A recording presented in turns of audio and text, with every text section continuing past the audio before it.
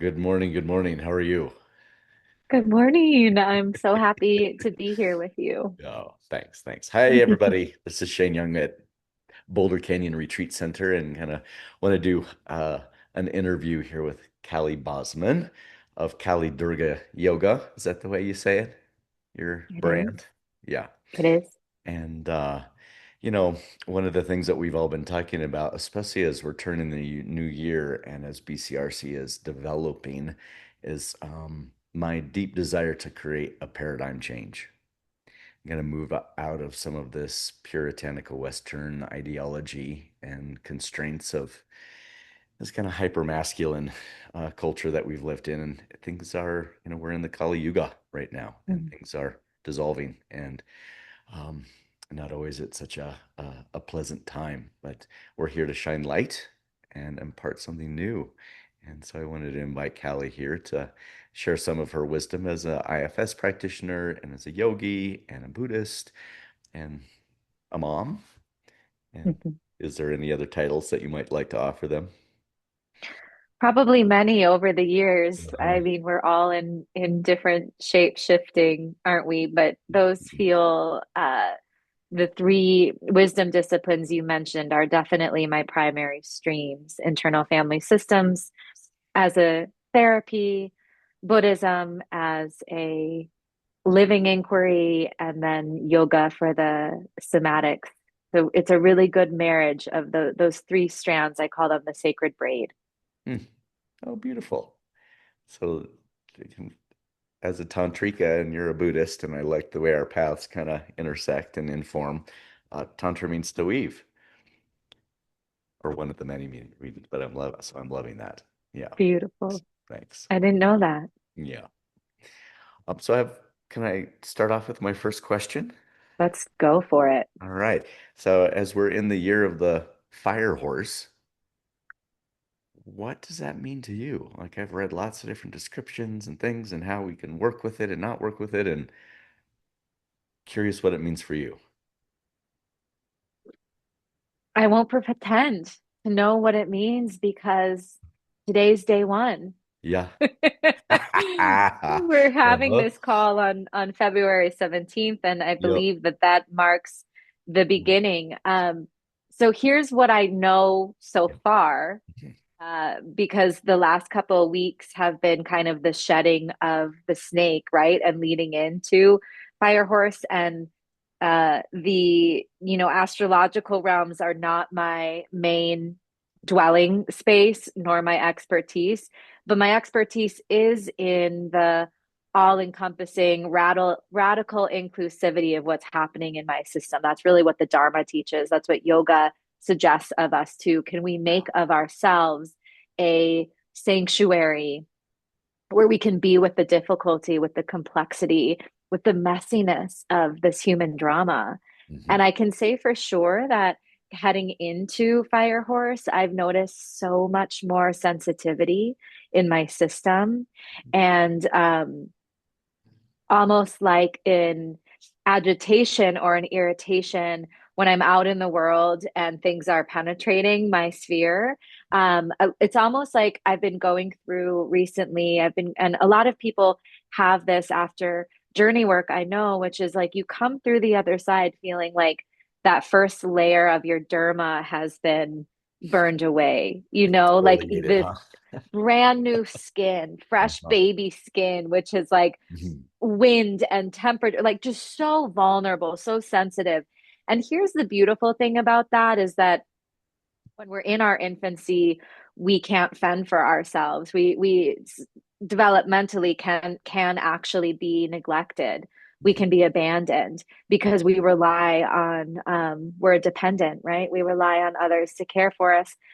But as we grow, we become our own psychological caretakers, our physiological guardians as well. We become our own mothers, I say, in our IFS circle. I say, uh, there's spiritual awakening, there's waking up, Mhm. but there's also psychological development, which is growing up. And so we have to grow up to be our own caretakers. And in this transition, in any transition, there's a vulnerability. There's a where's my feet, where's my bones, where's the strength of my heels, where's the support protection layer of my skin. And in that, we get to be our own force field of protection. And it gets really minute, this era. It gets to be so minute as to like base level correspondence with one another, like base level to your partner. Actually, like the way that was just shared with me. Or like this is how it's landing in my system and it feels scary, or I feel sad. Like just get into the base. I'm rereading nonviolent communication because I think it's just a classic foundation to dealing with It is. the human messiness. Uh-huh. But that base level of the I statements and getting really clear with how is the land and the world and the relationships around me infiltrating and then impacting my system, and what do I have ownership of? Mm. Can I take space? Can I take a nap? Can I say no? Can I express a boundary? It's like this feels, Fire Horse feels very much like, and you hear this all over social media. It's like alignment, speaking your truth, integrity, authenticity. That's twofold. That's one, being able to actually have the inner listening of what's happening in my system. How is this landing? Oh, this feels like a no. Mm. Oh, this is a yes, and I'm going to move towards it. So actually knowing that's like basic, but found. Mm-hmm. What's my no? What's my yes? And that's the first skill. But the second is expressing it Mm-hmm.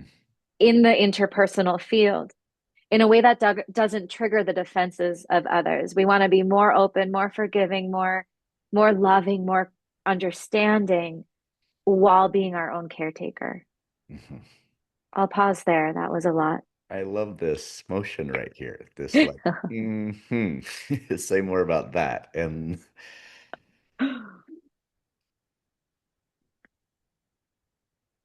the yeses and the We, nos is what is the part that I'm really resonating with. Because for myself, it's yeah. like where to push forward through the mass and when to pull back.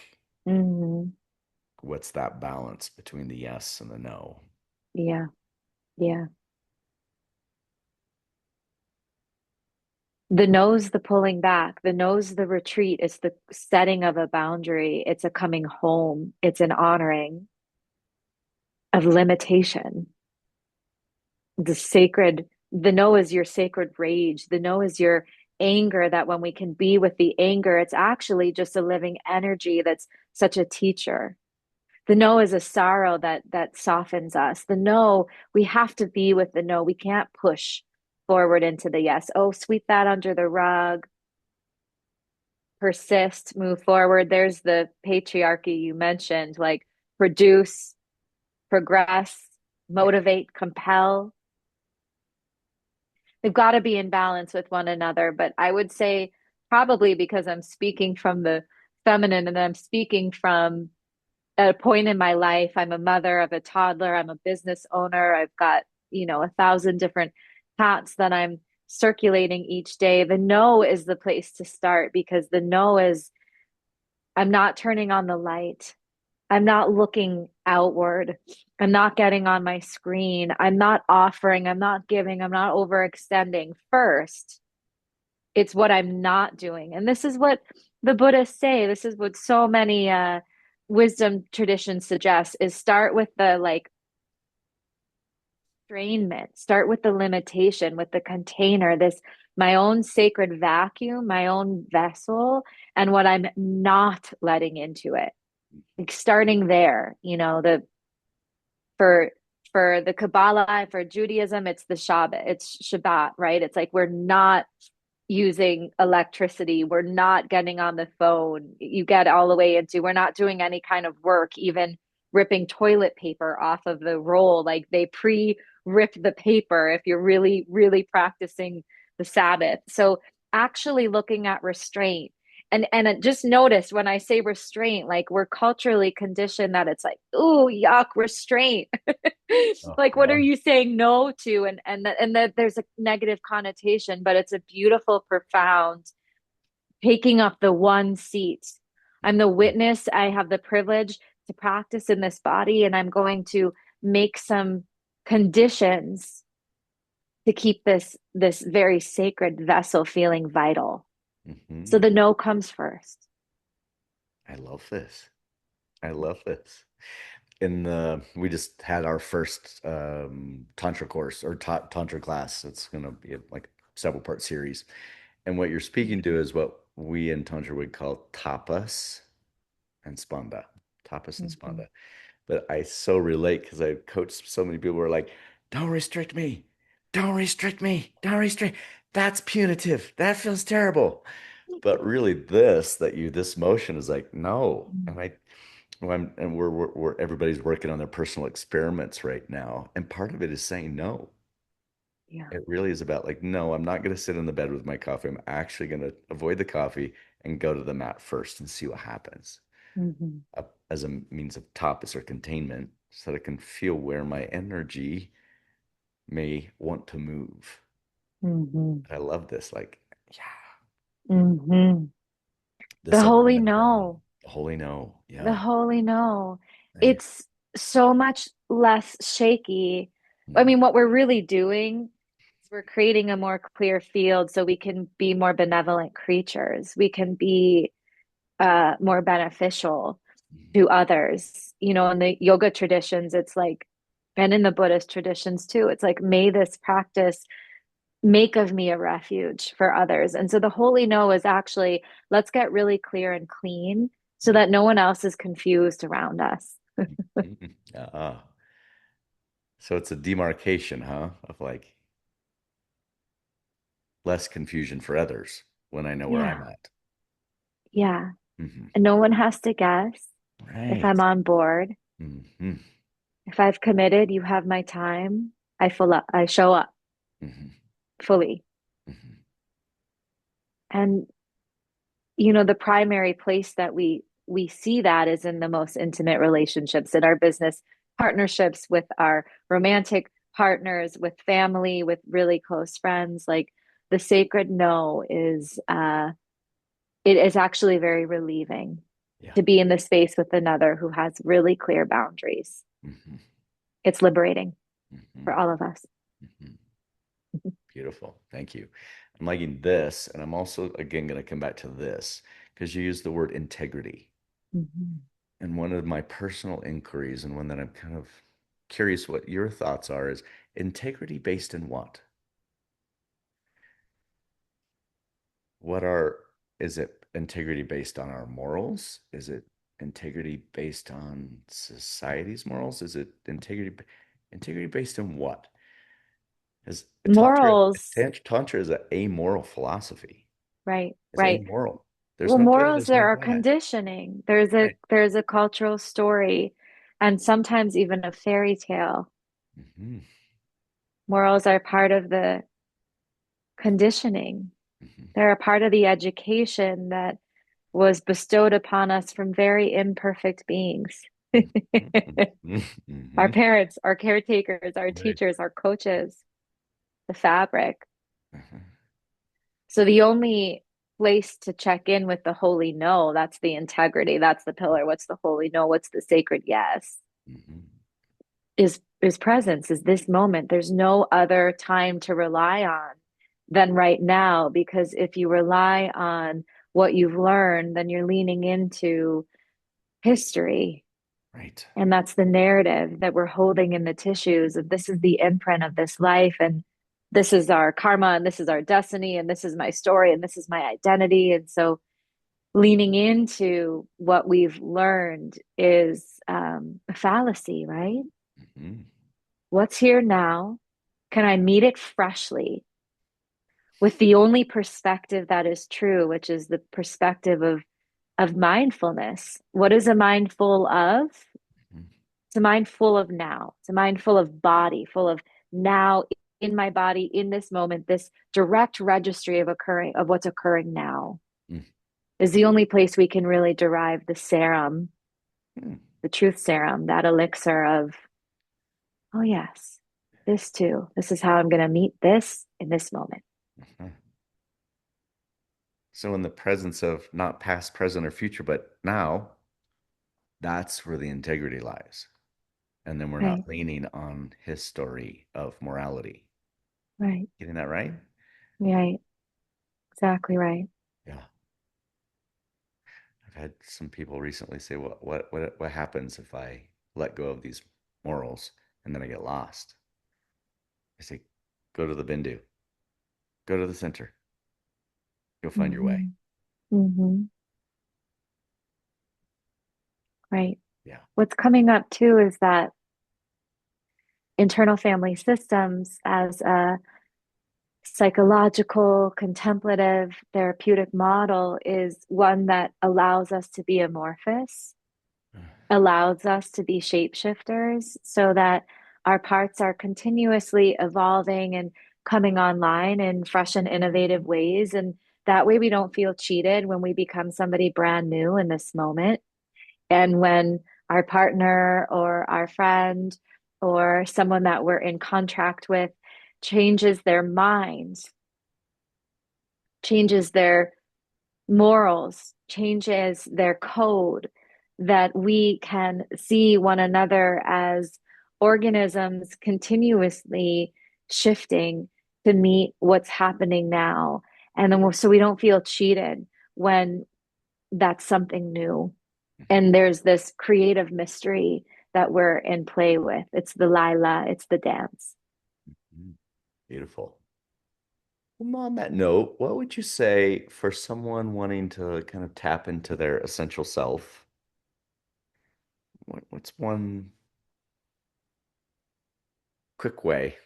Quick is maybe not the best word, but Sure. what's Why the best not? We way to want just be quick. like, I'm going to align with my central self? Yeah. Yeah. What's one tool that you could offer? If you're confused and you Fundamentally, can tell, like, oh, I'm trapped in this part or that part and I want to align, like, how would we do that? I like that you brought in quick because swift, pithy, potent practices, I call them glimpse practices or glimpse methods. Hmm. They're gonna treat much deeper when we don't have to give hours and hours of our attention because of course that's just not sustainable. Hmm. So the glimpse practice of coming into center in my offerings is the modality of the hara. The modality of the hara center. Hara is Hara, and it's a like, energetic center of our being, which is right beneath the navel. And I'll just give you a visual here, which is about 3 fingers width beneath the belly button and 3 fingers in towards the spine. So it's not the front of the abdomen, it's not the belly button, but energetically, it's the very locus of the subtle body. This is a place, this is so cool. This is a place where sumo wrestlers train in a low center of gravity, out of the head, out of the heart, deep into the hara. Hara is Japanese, it just means belly, nothing esoteric. It's the belly, it's the central intelligence. Sumo wrestlers train here, archers, equestrians, actors, method actors train in true stable center. Yogis, qigong, tai chi, of course. It's the confluence of all of the meridian flow in the body, just that 3 fingers beneath the navel and in towards the center. That's the place where we say the Buddha sits, self with a capital S. That's who we really are. We're not in the programming of the head. We're not in the relational of the heart. Deep, deep hara. And there are cultivation practices. There's breathing practices, there's visualizations. But for now, what I'll just throw into the field is that even placing a hand or both hands there and using the exhale. So as I breathe out, I breathe myself down and I realign with this awake nature, this belly based intelligence. It's so ham, right? I am. Or in the Torah, the first words Adam spoke, Hineni, I am here. Mm, Deep belly presence.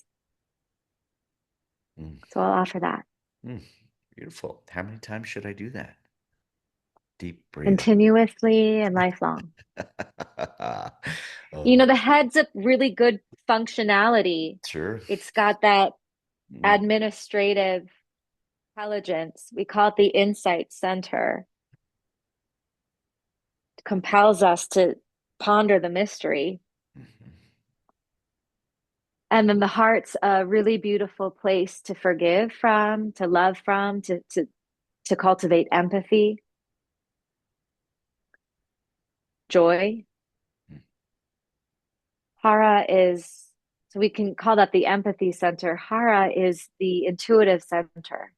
mm, And the suggestion from the wisdom traditions is live from Hara, embody the Hara, and listen to the other parts. You go and visit the head to make a functional decision. What time do I need to call the Uber to get to the airport?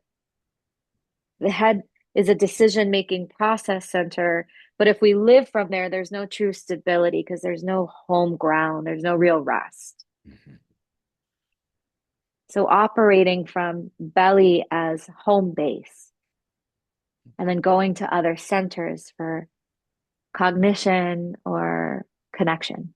mhm. Beautiful. Thank you for that. Very Thank you nice. for the question. Yeah. Say, so it feels as though we're changing seasons, where it's a little early, right? It feels like spring is But coming, it doesn't it? feels like spring is coming. Yeah. As it relates Chinese medicine and as it relates to the meridian system, as it relates to nutrition, Mm. what's one food that you're loving right now as we're sort of transitioning from winter to spring?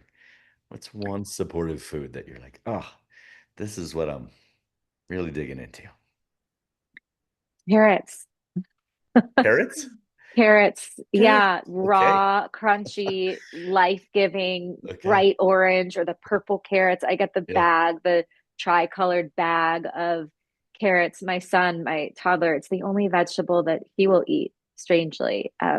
Probably because there's a lot of sugar Sugar. content in it. But what's interesting is that, the transition is I do a lot of organ meats in the winter. I do a lot of organ meats, a lot of the ancestral blends of ground up organs with the bison or the antelope or the beef meat, with making stews, sweet potatoes, roasting the carrots, right?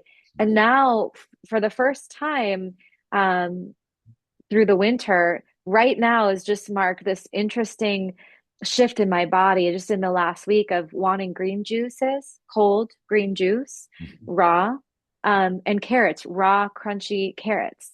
Uh, so that like the raw, the green vegetables, the green juice, that's really what's it came up really strong just about a week ago. And Mhm. that's what told me like, oh, spring is coming.